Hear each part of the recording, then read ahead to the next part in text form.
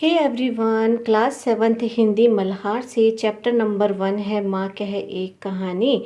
और इसके हम NCERT के सॉल्यूशंस को कवर कर रहे हैं और ये सभी इम्पोर्टेंट है एग्ज़ाम्स के पॉइंट ऑफ व्यू से। अगर आप इस चैप्टर से संबंधित बाकी वीडियोस भी देखना चाहते हैं तो लिंक आपको डिस्क्रिप्शन बॉक्स में मिल जाएगा, आप वहां जाकर उन्हें देख सकते हैं। तो इस कविता के जो लेखक हैं वो हैं मैथिली शरण गुप्त जी। तो स्टार्ट करते हैं हम। तो पहला जो प्रश्न है वो हमने लिया सोच विचार के लिए टॉपिक से। तो यहाँ पर प्रश्न है, आपके विचार से इस कविता में कौन सी पंक्ति सबसे महत्वपूर्ण है, आप उसे ही सबसे महत्वपूर्ण क्यों मानते हैं। तो कविता आपने पढ़ी स्टूडेंट्स, तो उसमें आपको कौन सी पंक्ति जो है सबसे अधिक महत्वपूर्ण लगी। तो यहाँ पर उत्तर होगा कि कोई निरपराध को मारे तो क्यों न अन्य उसे कोई उबारे, रक्षक पर भक्षक को वारे, न्याय दया का दानी।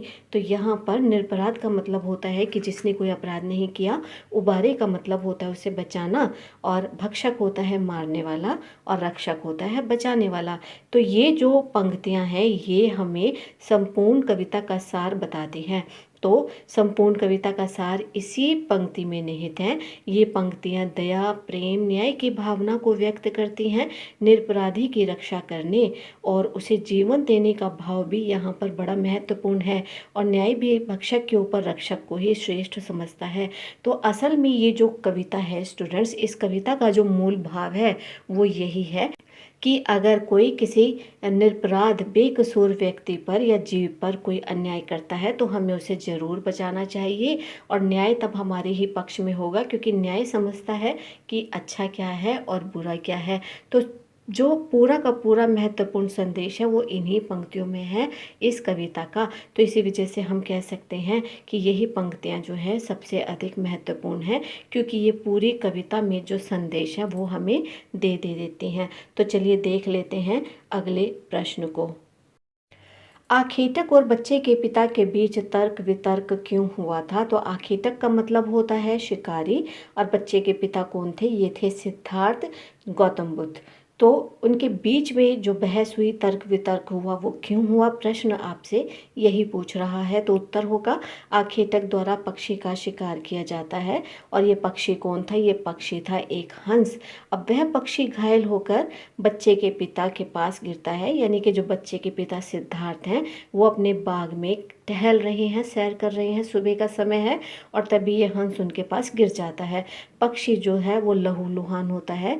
तो ये देखकर जो बच्चे के पिता हैं उसे उठाकर अपनी गोद में रख लेते हैं। वे उसके जीवन की रक्षा करना चाहते हैं, किंतु तभी आखेटक वहाँ आ जाता है। और ये आखेटक कौन है, ये है देवदत्त, जो कि सिद्धार्थ का ही चचेरा भाई है। और ये आखेटक अब क्या कहता है कि उसने उस पक्षी का शिकार किया था, इसलिए उसे वे पक्षी सौंप देना चाहिए।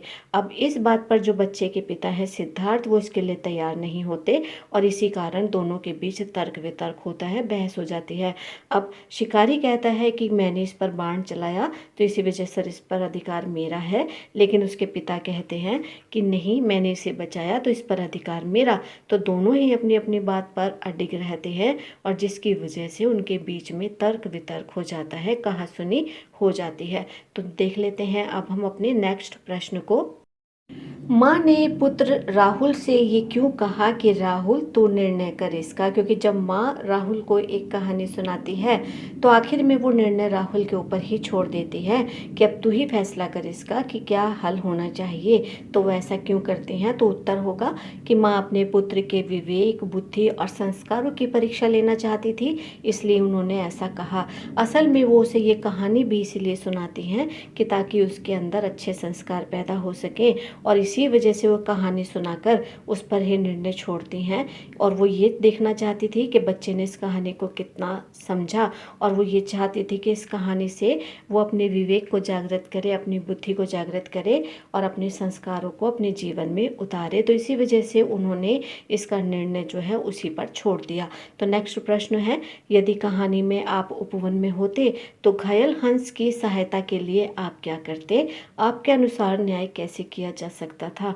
तो यहाँ पर उत्तर होगा कि यदि मैं उपवन में होती तो मैं उसे बचाने का हर संभव प्रयास करती और किसी भी कीमत पर आखेटक को नहीं देती, क्योंकि मुझे पता है कि किसी जीव की रक्षा कैसे करनी है। और अगर कोई मेरे सामने किसी जीव जंतु को निरपराध मारेगा तो मैं उसके सामने बिल्कुल नहीं झुकती और मैं उसको ज़रूर बचाती, हंस को।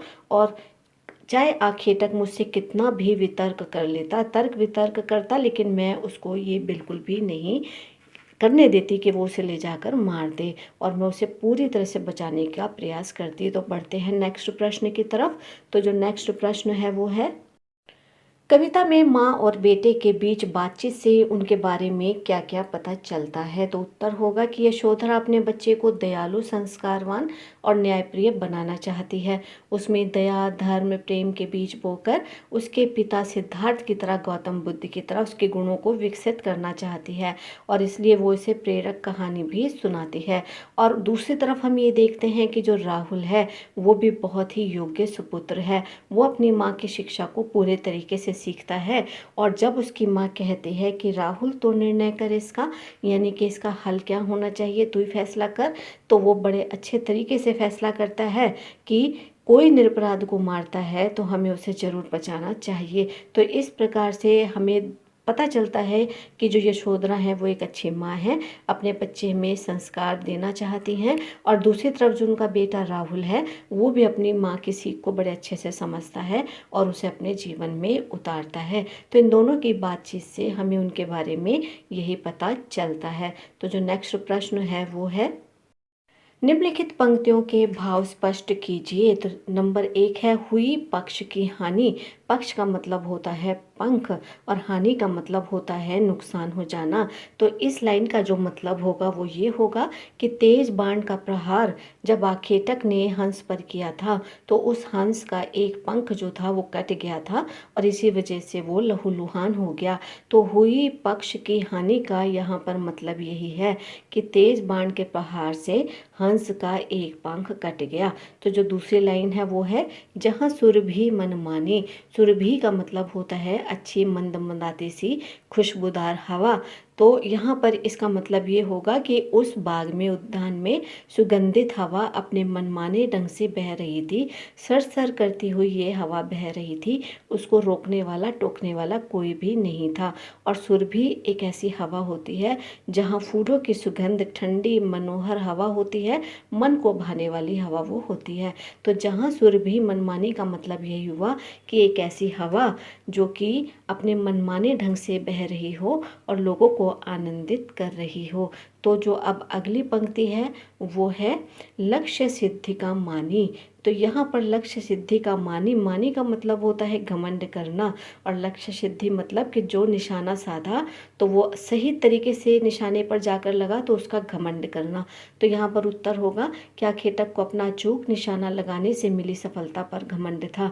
आखेटक बड़े घमंड के साथ कह रहा था कि मैंने बड़ा ही अचूक निशाना लगाया इस हंस पर और इसी वजह से ये हंस मेरा है, इसे मुझे दे दो। तो अपने निशाने पर, अचूक निशाने पर उसे बहुत ज़्यादा घमंड था, इसी वजह से बोला गया लक्ष्य सिद्धि का मानी। तो अगला जो प्रश्न है वो है, अगली जो पंक्तियां हैं वो है, न्याय दया का दानी।